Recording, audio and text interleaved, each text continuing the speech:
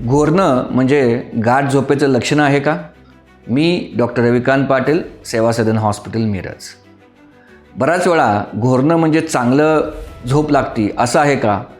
असं नाही, तर घोरण्यामुळं बराच वेळा असं होऊ शकतं की झोप ही पूर्णतः व्यवस्थित लागत नाही. मध्ये मध्ये आपल्याला स्लीप ॲपनिया म्हणजे घोरण्याबरोबर आपला श्वास थांबू शकतो आणि या सिंड्रोमला स्लीप ॲपनिया सिंड्रोम म्हणतो. म्हणजे घोरण्याचा आवाज हळूहळू वाढत जातो, ॲपनिया होतो, श्वास थांबतो आणि परत घोरायला चालू होते.